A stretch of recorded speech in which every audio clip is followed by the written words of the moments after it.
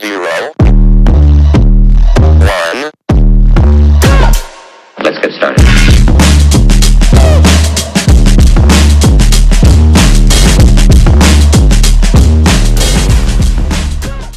There we go. Yeah. I'm known for talking heaps.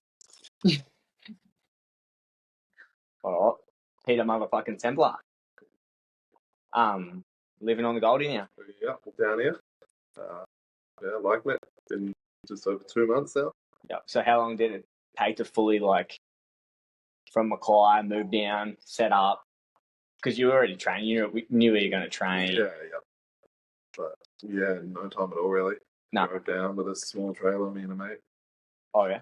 Yeah, Dad towed the trailer down, flew back. So literally, we didn't have much furniture, but only took pretty much room that night. Set up super quick. Yeah. Do you feel like you're in a little groove now? Yeah, pretty much got the routine now. Working, training. Good train in the morning if I'm not working, but I don't sleep in. Yeah. Train every night. Yeah. Slept in this morning. No, that's all right. So will you train later? Yeah. Training's 5 o'clock every night at Strikeforce. So. Yeah. So you're at Strikeforce because obviously we'll get into it. But you're training for a Muay Thai fight, so you're at Strikeforce every night at the moment. Yeah. Just for now, focusing on that. Yeah. Strikeforce, 5 till 6, Monday to Friday, and then it's fine Saturday. Yeah. So are you just the way you try to set up your sort of life down here? Everything's just around training, like work and where you live and all that's sorted. So it's just facilitating training. Yeah, pretty much worked out pretty well. Like the spot, Dan's unit, pretty close to the gym. Yeah. Pretty close to both gyms I've been going to. All 3 really. Mm-hmm. And then working part time, so not too flat out. Yeah. You kind of. It's a bit of a happy medium, eh? Like if you work too much, like full time, especially if you're doing like anything labor intensive. Yeah. It's a bit hectic if you're trying to be an athlete. Yeah, it's in my car. I was doing like 12-hour days labour.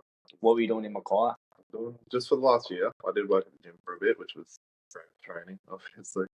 But then the last year, I was just trying to save some money. I was doing full industrial tiling. Oh, yeah. That's pretty much just labour in like a hot shed, 5 till 5. Lifestyle roster, so you do 4 or 5 days on, get 4 or 5 off, which is good. But those days on. Is that what they call it? A lifestyle roster? Yeah. Really? Yeah. Those days on, like you do 12 hours for like working, physical work, try to go train 5:30 till 8. The training was pretty trashed, really. But did you find like you did the 5 days on working your ass off for 12 hours a day, then training at night still, like just rocking up training? Yeah. Did you find that the days off you felt a big difference in training? The days off were good, but by the time it takes you like a day or two to sort of catch up on that sleep. Yeah. Finish training 7:30, 8. I'd usually leave a little bit earlier if I was working, so Yeah. get home, make dinner and that, make lunch the next day. By the time you get to sleep, if you want to do anything apart from work, train, and sleep, then there's not much time left in the day. So, Yeah. take a couple of catch up. Yeah. Sick. And so were you born and bred in Mackay? I was born in Adelaide. Born in Adelaide? Lived there till I was about, I think I was 8 when we moved to Mackay. 8 or 9. Moved there to Mackay and been there since. because did you move there because of your parents? Yeah, that was getting work in the mine. So. Yeah, it's definitely a mining town up there. 100. Yeah, we had a little bit of family up there, but yeah, most of the family is now work. I actually lived and started school in Glendon. That I think I've told you that little town just. Have you been there? I don't think it exists anymore. I don't think there's a reason to go. Nah, yeah. So Dad was a miner, and he it's basically if you live there, your dad's a miner. That's basically how it is. Towns like Mackay, it's big enough that it's not like that, but like 20 little towns around it, you just have mine.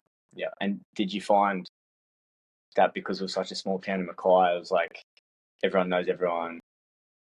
Like that, is it that small or is it? It's like 100,000-ish people. Yeah. Maybe a bit less in the city, but like in the surrounding area, it's still over 100,000. Okay. And when you were living there, like you got your black belt there, and jiu-jitsu.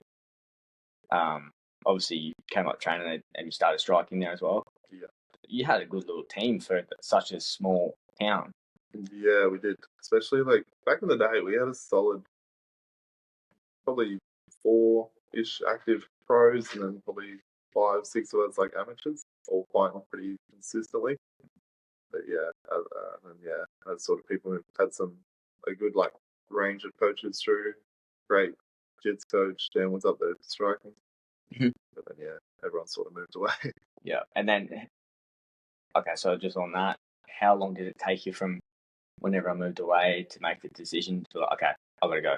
Yeah, it took like I sort of wanted to go, but yeah, things hadn't quite lined up. Like I was sort of last year when I was applying for the Flyers, I was sort of hoping to get in there and then get placed somewhere down here. Mhm. But then yeah, that didn't work out. I thought I'd work for a year at like a high-paying job, save some money, and then everything pretty much lined up to yeah, come down this year. Yeah. So you had to sort of put the plan into place and start the ball rolling. It took about a year, you reckon? Yeah, pretty much. Yeah. Pretty much get ready for it. Just yeah, be ready, have that cachet if I need to. Yeah. And so now you're down in the Goldie, training for the upcoming Muay Thai fight with, hang on, Blake Roach. Yep. That's his name? I think that's how you say it. Bloody- Yeah. Up in Mackay. Yeah, back in hometown. Mackay. Yeah, I fought on Powerhouse. I fought in June show. All 4 of my Thai fights have been on there. Straight after my last one, he said he did the next one. Yeah, already committed to it. So Yeah, because, so just a bit of backstory, you're a jiu-jitsu base, that's like your MMA. I started just like MMA flat out, but I was just a lot naturally better at jiu-jitsu, sort of. From the Okay. start. Okay. And then, so at this point in time, because you're obviously trying to pursue MMA, right? Yeah. So you're doing a lot of Muay Thai fighting just to get that striking in and just to practice and get that skill honed. Yeah, so every one of my MMA wins has been submission. Very first fight was decision, and then every single win since has been submission. So Yeah. yeah, definitely more known for my jiu-jitsu than my striking. So Yeah. trying to catch that up a bit. Yeah, taking some Muay Thai fights, getting a bit of ring time. Yeah. Building like a holistic fight. Yeah, style. definitely. You don't want to be like the sort of Paul Craig type where you've got one option and Mhm. that doesn't Yeah, go well, great, then you're in trouble. Yeah, well, long term, you have to be good everywhere, don't you? Yeah, definitely. If you want to pursue high achievements in MMA. 100%, yeah. Are you excited to go back to Mackay? Yeah. Keen to go up there, see my mates, Yeah. have a quick scrap. I'm going up for 2 nights, but it'll be pretty Oh yeah, easy quick to- trip. Yeah. So you got all your family and friends and that coming? Yeah. Should usually sell a decent amount of tickets there. Got a few mates will come, guys from the gym obviously, and then a bunch of family. I like it. I like it. And in terms of outlook of MMA, when do you reckon you'll be fighting again? Hopefully, see how this one goes. I think Dan might want me to have one more Thai fight out of strike course. Just the training there's crazy, so good. So he might be keen for me to have one more on like a show down here, a bit of a bigger show. Mhm. And then hopefully. Would the bigger show still be with Powerhouse? No, they're only Mackay. Oh, they own. Okay, Yeah. so I'm not that into the Muay Thai. Yeah. Powerhouse they're a decent show that Jim puts on. Getting some good guys over, but yeah, they're just in Mackay. Okay. And then there's a few bigger shows that are down here pretty often. And that's, you're just taking a bit of time off MMA to hone that skill and do a couple of fights in Muay Thai, and then you'll be back in. Yeah, for sure. Like I'm still training MMA. Not obviously more focused on Thai at the moment. Just getting those striking there, but it's not like I'm not training MMA when I'm doing Muay Thai. It's still very closely translates. So Yeah, of course. So it's basically what Dan says goes. pretty much. Oh, that's Whatever Dan tells me to do. Yeah, you caught between a rock and a hard place there. Fucking hell. Yeah, that's good. So you were saying when you started training, you started just doing MMA, like all of it. Yeah. So you started in that sort of like movement where the young people started MMA. That's There was enough around then that you could do that. When I started, I was just watching whatever free fights I could find on YouTube. Really, I was like 14, 15. Mhm. I think I remember Theodore Kids fights and Silver fight. Yeah. And then I had a look online in Mackay and I couldn't find because the gym was only like still pretty small at the time. I did just boxing for like a few months because I wanted to do something. Mhm. And then a couple of my mates from school were training there. They were talking about it. I was like, oh yeah. So he picked me up that night. And, yeah, went with him. Mackay MMA. And that was it. Pretty much, yeah. There for 11 years. And Mackay MMA was where you did jiu-jitsu too? Yeah. Jiu-jitsu striking.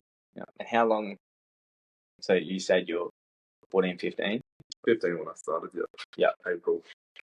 What's that? 2013? So that would have been, just trying to do some calculations here, that's like 5 or 6 years to get your black belt. And I think it was. I only got my black belt. I've only been black for a couple of years now. I think it was 9 years. Okay, so you're 23. Yeah, I wanted maybe just before I was 24 or 25. I always wanted, even like, since I was sort of 16, 17, I was like, I wanted that black before 25. Yeah, that was like a goal. Yeah. It was in my head. It wasn't major, but yeah, it was in my head. Yeah. Awesome. And when you go back to MMA, is it you're going to be fighting on Eternal? I don't have any exclusive contracts, but yeah, love Eternal. See what pops up, but yeah, Eternal is usually pretty good to me. They usually keen to get me on, so we'll see what happens. Yeah. Okay, so we'll go back to MMA for a bit. So when do you think that when you started doing jiu-jitsu or is there any type of martial arts that you started, like, because obviously it's MMA, but like a certain type? Yeah. I just related because I do jiu-jitsu, so that's the only thing I know. Do you think it taught you how to learn and incorporate other skills better, like develop other skills quicker or more efficiently? Because the way I see it is jiu-jitsu is it makes you be very honest with your abilities, because if you're going to get better at something, you have to do it the right way and you have to really hone in on the skills that you're bad at. Yeah. And it really, for me, it teaches me a lot how to develop skills. That's been a massive thing. Did you find that jiu-jitsu or anything, it could be another martial arts, so I don't know, any certain one helps you develop anything any better or any worse? With me, probably not so much. It's good. Like when I'm training with Dan, he'll like, if we're doing, obviously like some stuff directly translates, like a little bit of grappling, like in the clinch and thigh mat, is fighting for that. But we're just learning. For me, probably not too much. Like Dan will reference some like stuff when he's teaching back in jiu-jitsu. He knows I understand that pretty well. Yeah. If we're struggling with something, but yeah, probably not so much for me. I'm more holistic. Everything's sort of separate in their own little sections. Yeah, pretty much. Like if you're training Muay Thai, you relate Muay Thai to Muay Thai. If you're training, yeah, I don't know. Does it make sense? Like, I get you. Yeah, like this. Yeah, you do just doing not even just jiu-jitsu, sort of. Yeah, every martial, pretty much any hobby skill. Like as you sort of get better, you see the better ways to learn and sort of what you wasted time on, what you could have done better. Yeah, you think it's just like the pursuit of anything. If you're trying to get better at something, because everyone thinks what they do is the best. Yeah. Right. So it's like it's just because I believe they're pursuing a talent or a skill, and they're trying to better themselves, and doing that for something relates to the way you train and develop and get better at a certain skill. It correlates to other aspects of life. Yeah. And it's like, it doesn't matter what you do. It could be like CrossFit. Yeah, exactly. Like it doesn't have to be martial arts, but it's just if you're pursuing something in your hobby, you got a hobby and a passion. Yeah, especially if you get pretty good, you sort of learn. Once you're sort of good enough to understand what you're doing right, what you're doing wrong, what you could have done better. Yeah, you kind of need to just realize that you need to engulf yourself in it. Yeah. And really, like hone in on the specific skills that you're not good at to make your overall game or whatever you're trying to develop. Yeah, for sure. And do you think martial arts like gave you that in all aspects of life?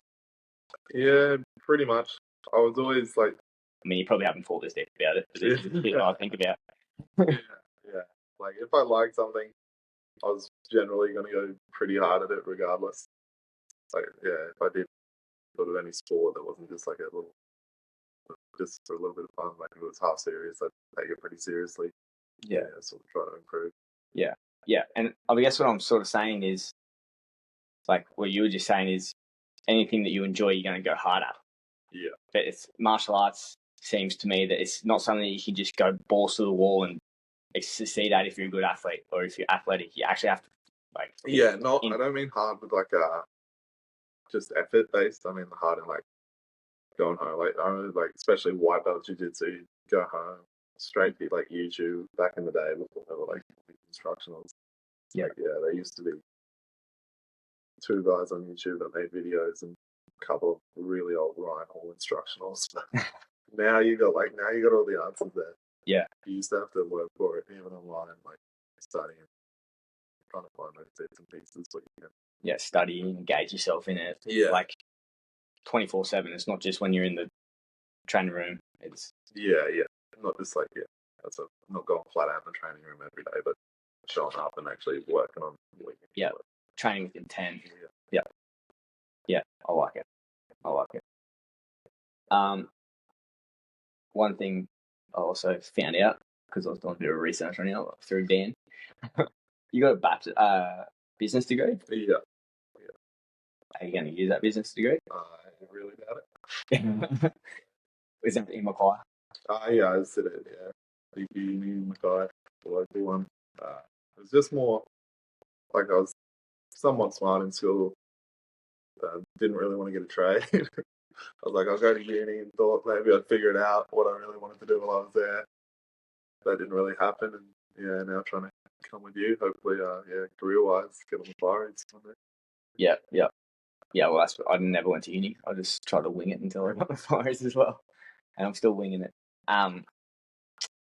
But so, were you doing training martial arts while you were studying? Yeah, I was only the first year I did full time at the uni there, and then after that I just did part time.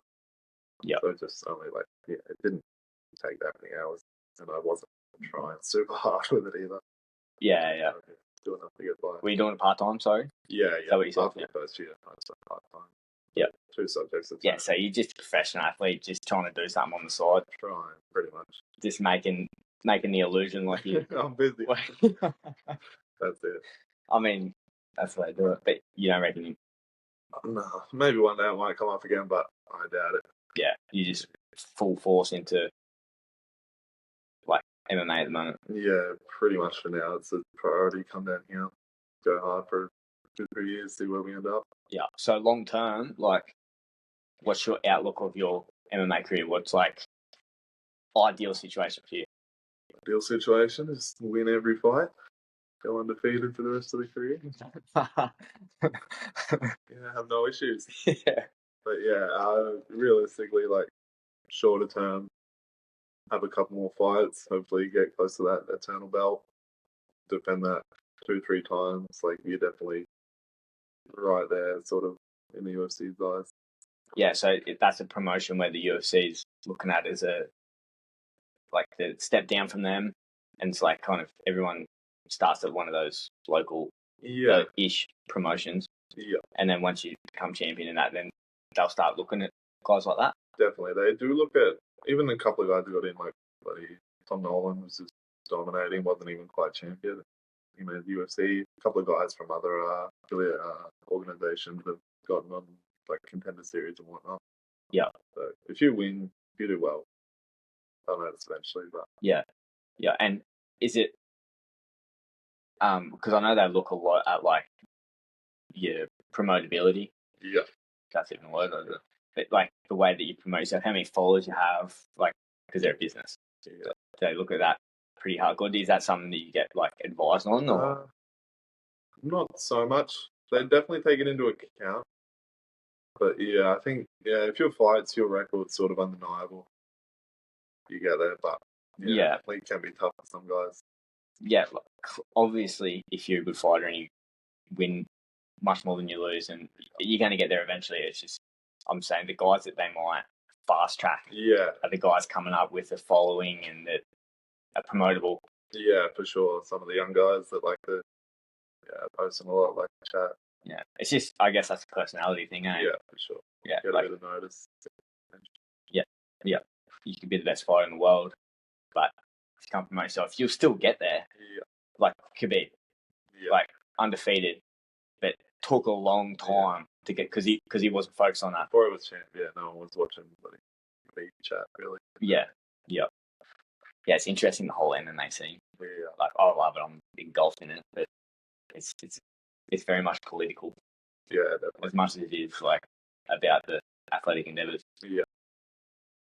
So a normal week here, like a normal training week, if you were just training MMA, training for a fight in a camp, what's that look like? Yeah. Pretty much the same every day.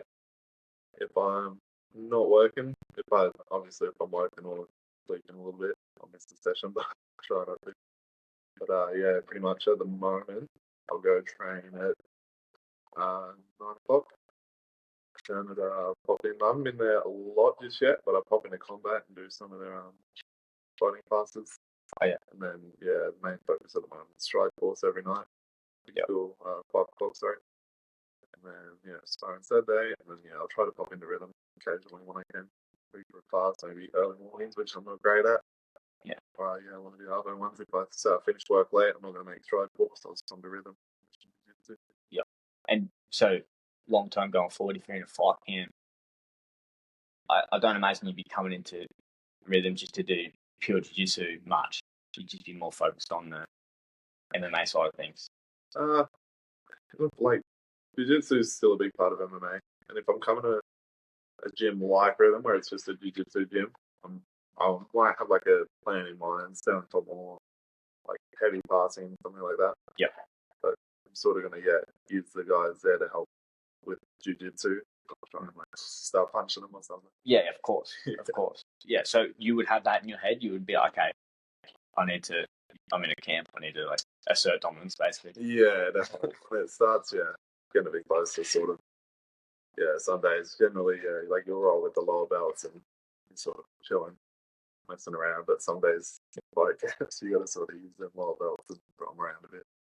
Yeah. So, do you have someone through the week who would oversee your training schedule and like help you sort of periodize your training, or like have like your sparring days and then days you have off and strength conditioning? And do you have like a head coach that does all that, or do you have a team? At the moment, pretty fresh down here, I just sort of do it all myself. Yeah. Maybe once I'm more in some of the in the MMA gym around here, they might have some ideas and whatnot. But I've only been dropping in really, so pretty much on me at the moment. I try to get 3 or 4 good conditioning sessions in there a week as well. Work them around when I can, depending on work and whatnot. Yeah. So, do you think that once you start going back to MMA, you go more to combat and start doing their classes more with them, or MMA gym doesn't have to be combat, whatever? But, definitely go more back to MMA style classes. Mm-hmm. I'll still definitely try to keep going to strike force a little bit because of course, they're so good. But definitely switch more back to MMA. Yeah. How much do you reckon that you've developed and improved upon your striking so far, even since you've just been a permanent at strike force? Yeah, definitely a lot. Just the coaching there, the quality, all the guys that I train with, like just being around other guys and what they do. Like there's multiple world champs there every day, like in the same class. And training striking like 5-6 days a week. Where in Mackay, like 2 times a week probably we'd have 2 classes, then sparring. But here, just every day, repeating it. Yeah, and because it's high level too, you're feeding off their sort of training habits and the way they conduct themselves in the training room and outside. And do you see that it's more professional? Like the strike, it's the advanced striking class. We're in Mackay, like you don't have enough people doing advanced, and even if it was, like the advanced would be nowhere near that level. But, I'm like one of the worst guys in the advanced class for sure. Like, everyone there Yeah, but that's so good. That's how you develop, isn't it? Yeah, That's you got to put good. yourself in those situations. Gotta get beat up. Like, I imagine with jiu-jitsu, like training rhythm, but there's some really good guys at rhythm, like really good guys. But there wouldn't be many rooms where you feel that way Yeah, as if you do it Strikeforce. Yeah. Yeah, it's pretty rare to go into a gym and be like, oh, I'm one of the worst in here. But yeah, no, it's good. It definitely helps you learn a lot faster. I think the worst guy in the room probably improving at a faster rate than the best guy. Yeah, of course. Actually, that's what I'm really excited about. Go back. Yeah, being the worst. Like, I'm like, because I've been going in. Yeah. And I can see that everyone's getting way better. And I'm just like, oh no, when I go back, I'm going to get smoked. But then the rate of progression will be faster. Yeah, you'll catch back up. Yeah, I'm not worried. How long have you been out for? This month will be about 7 months that I haven't rolled. Yeah. And I'll probably go. My plan is, because I don't want to rush back. I want to actually do it properly and like not have. I'm really happy doing what I'm doing. Super fit, super healthy. Yeah. Like, I'm improving in every other aspect of my life, which is been pretty cool. I'll probably go back rolling. My aim is to have Christmas full scraps. Oh yeah, still another Like, few months. but that doesn't say that I won't be rolling before then. Yeah, that's nice and light moving around. But like I said to Cougar yesterday, I was like, Christmas Day we're coming in here, locking the doors. We'll just leave when someone starts bleeding. But until then, we'll see how we go. No, for sure. Yeah. Yep. So Muay Thai focus this year, you reckon? Yeah. See what the plan is after this one. I was hoping to get Pablo MMA this year. Jen wants me to go one more Thai. I might be able to squeeze. So with Thai fights, they fight pretty often, don't they? Thai fighters, especially like in Thailand, they'll fight like every weekend. Yeah. But yeah, it's not uncommon for Thai guys to have 5 fights a year, 5, 6. Okay, yeah. So you might be able to get one out like the next month or two. Yeah, and jump then on something in 6 weeks or so. Yeah, and while you're fit. Yeah. Anyway, you may as well. Are you cutting much weight? Nah, this one. So, MMA I'm at 77. Thai I usually just fight 79. I don't find the weights as important if you're not like in a wrestle.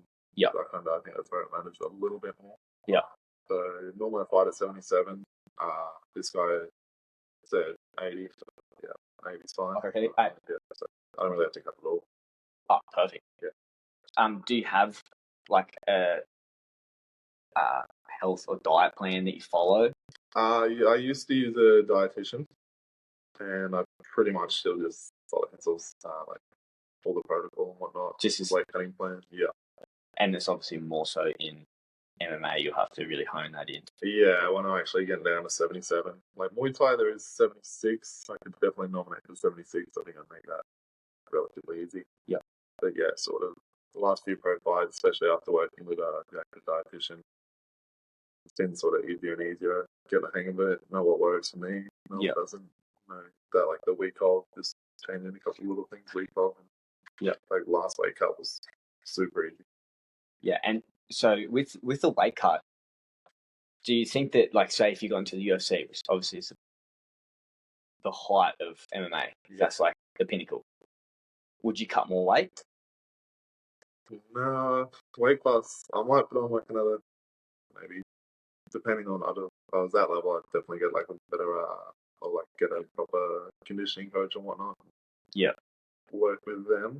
But yeah, besides that now, like decent welterweight size, I make weight without killing myself. And I think a lot of people are sort of switching now to cutting less weight. Yeah. You still get a few guys, like outliers, like Pereira, who somehow gets down the middleweight. Yeah, they think that's more because he's muscular. Yeah. The more muscular people cut more weight because they hold more water. Yeah. But even then, his numbers crazy. Yeah. crazy. Like he looks big at light heavyweight. Yeah. And he was the champ at middleweight. Yeah. He's standing in his phone with two of us just lately, I think, after a seminar or something. There was some footage. Yeah, he's in Australia. Yeah, it's bigger. I know. It looks way bigger. Yeah, it's actually pretty crazy. With the cutting weight thing, if you do have to do, because I know you've done big weight cuts in the Yeah, past. yeah. I used to try and make flyweight. Yeah. Is it you're on a diet throughout your camp, or is it just that week? No, yeah, the bigger cuts I'm dropping 8-10 weeks out. Yeah. Yeah, can't leave that till the last week. Yeah. Okay. This one pretty much I can just sit where I'm at. 80, that's 3 kilos above what I can usually do, so I just sit where I'm at. Can't be off, but Yeah. yeah, That'd be nothing, eh? Sauna? Is that what you? yeah. So when I wrap up. Yeah. Water load? Is that? Yeah. Right. Depending on the cut, depending on how much. If it's only 2 kilos, I don't really do a water load. Yeah. 3 more kilos, I definitely water load. Yeah. And yeah, I guess because you're not at that top echelon level yet, you can just kind of wing that with your team, because everyone that you're surrounding yourself with knows how to do it. They've all done it heaps of time. Yeah. The weight cutting and that. Yeah, with that, some of the older guys, like a lot of the guys that were maybe fighting 10 plus years ago, like the information in that has really improved heaps the last sort of 5 years with like weight cutting. There's been actual research into it, like best practices and that sort of thing. Mm. But it used to be like just what your gym did, and they'd keep it a secret because they thought it was the best way. And Yeah. people were just in like saunas that were way too hot, like boiling baths for way too long, longer than you need to be. It's way too much stress. Really? So you don't need to really flog yourself as much as they once thought. That's what you want to, you want to sweat with like while being as cool as possible. Essentially. Yeah, right. If you get in the sauna, like I forget the sauna temp. I think bath's like 42, something like that. 42, Still 43. pretty hot. Yeah, it's hot. Like it's not like a nice bath. It's not scalding. Oh, it's like people back in the day when started, just like boiling water. It's covered with thermometer on the sauna, so it's as hot as possible. Just silly things. And like you make the weight, but how's your performance the next day type of thing. Yeah, have you found that in certain weight cuts that your performance has been dog shit because you've cut too much weight? Or... Oh, last couple at lightweight. Yeah. I was definitely pushing it. Yeah. They were great. So you're pro MMA's 2 and 2, yeah? Yeah. I lost the first 2 and then I won the last 2. Were they all at the same weight? First one was the lightweight, which I actually missed by a little bit. Yeah. And then for that, the other team's coach said, we want you to weigh in under 77 the next day. Yeah, right. So obviously I could refuel. Is that just a last minute decision? Like what? Yeah, pretty much. If you miss weight, it can sort of be do what I say or the fight doesn't happen. Yeah, right. Yeah, especially you should make weight. That's on me, but yeah, especially like those lower grade organisations, they can just kind of do whatever they want. Yeah, there's not like a set policy, but yeah, sweet. So Muay Thai, MMA, gym. So I don't know where I'm going to go with that. Okay. What do you think about the Craig Jones Invitational? I like it. I was going to talk about something else, but I'm not going to. Yeah. I don't really watch any competitive jiu-jitsu unless I'll catch like highlights on Instagram because it's such a I don't want to like grab a subscription. Like, I don't know, horrible sort of streaming site. It is. It's not not done well at all. But yeah, if Craig's doing it for free, put money into it, put it on YouTube for free, then I'll actually be keen to watch. So like exciting rule set, not watching. You try and watch like IBJJF Worlds or something, especially in the gi, you get 9 out of 10 matches are just even at the high stalling. Level. Yeah, and people say like, oh, it's like they're the best, but still, nobody wants to watch it. I know. Even no gi's a lot different, but you can't stall as much as no gi. Yeah, they can't stall grips for 10 minutes. So. Yeah. So when you were training jiu-jitsu, going through your belts and that, were you training in the gi? Yeah. I always trained pretty much till I haven't trained in the gi, I don't think. Maybe once since I moved. Yeah.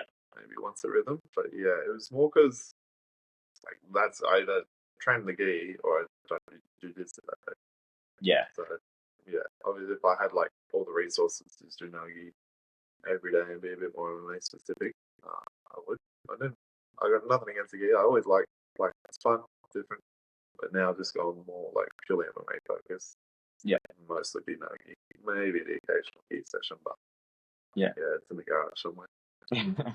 It's funny the argument, hey, between the gi and the no gi, and people like, I obviously do way more no gi than I do gi, but I like the gi. Yeah. And I think that if you do a few sessions in the gi, it helps you no gi in, I don't know, I can't explain in what sense, but I think the other way helps as well. Like, yeah, sort of.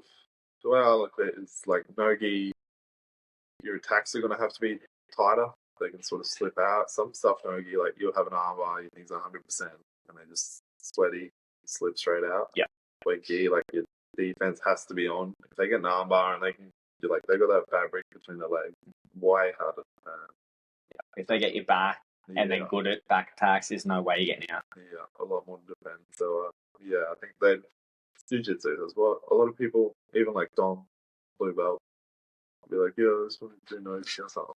Dude, it's jiu-jitsu. It's all jiu-jitsu. Yeah. Just go to if that you're much better off doing the gi class. That'll help. Even if you focus on no gi, you're way better off doing the gi class. Exactly right. Yeah, I believe that as well. Man, that's been all good for you. Short-term goals, win this one. Yeah, get through this one and book another one. That's about it. Yeah. One fight at a time. Yeah, I don't like to call out the next 3 guys I want to fight. Yeah. Oh, just quick. So through, because I know now jiu-jitsu is your main, that's what you're best at the moment. Yeah. Like, it's not, Yeah. you do Not MMA. You look at my record. Yeah. All submissions. But throughout your journey, did you have times where you're like, I'm obsessed with jiu-jitsu, I want to get better, and then times when you're like, fuck jiu-jitsu. Yeah, not so much fuck it, but definitely times where, like, especially when Dan come up, and I sort of actually started to understand the striking in a bit of a different way, not just stand there and bang. Like, actually, some of them more minor points of striking and those sort of details. And I was looking to definitely improve there and focus on that a little bit. Sick. Yeah, dude. Well, I'm super stoked to be down here from a selfish standpoint when I actually start doing shit again, because it's good having another black belt that's super high level in the gym, and it's cool having you around, man. Thanks for coming in. I appreciate it. No worries. Thanks for having me. Yeah, fuck yeah.